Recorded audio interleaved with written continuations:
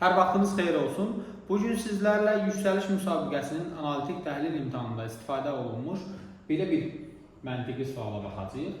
Bizə verib ki, bağlar vasitəsilə əlaqəli olan kvadratlar bağları qırmadan birinci şəkildəki vəziyyəti ikinci şəkildəki vəziyyətə çevirmək lazımdır.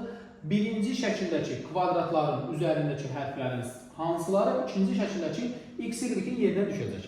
Yəni bağlar bir-birindən qopmadan birinci şəkildən ikinci şəkilə deformasiyaya uğrayıb və bu zaman yanında olan xətlərin saylarını yazaraq yola çıxmaq lazımdır.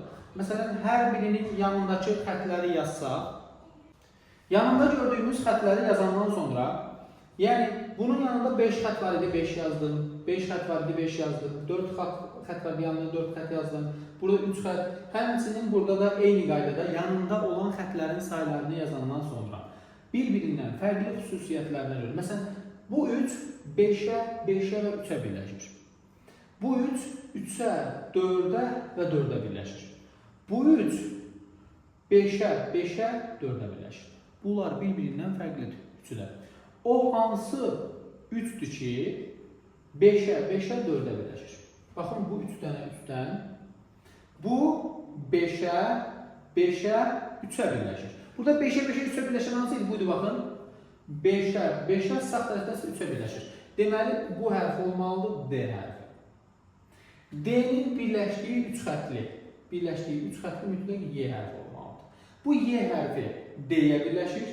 Buradan da 4 xətliyə, buradan da 4 xətliyə birləşirsə, bunu dəqiq bilmirik.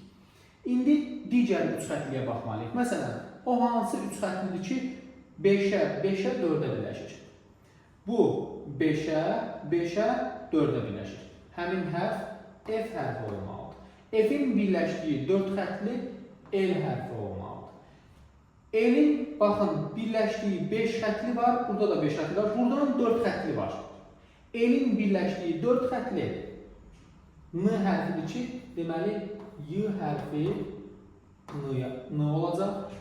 N-nın birləşdiyi 2 dənə 5 xətli var, birləşmədiyi 5 xətli var. Amma cavabımızı artıq tapmışıq, çünki digər 4 xətli bizdə dənə qalıb. Bizdə dənə 4 xətli hansıdır burada? B hərfidir. Deməli, doğru cavab olacaq. X-imiz B, Y-imiz isə N. Bu 5-ləri də tapsaq əgər, N-nın 2 dənə birləşdiyi 5 xətli var, birləşmədiyi 5 xətli var. N bu 5 xətliyə birləşir, bu 5 xətliyə birləşir, amma bu yuxarıdakına birləşmir. Deməli, bu A hərfi olmalıdır. Bu ikisinin bir-birindən fərqi nədir? F-in birləşdiyi 5 xətli hansıdır? F-in birləşdiyi 5 xətli K-dır.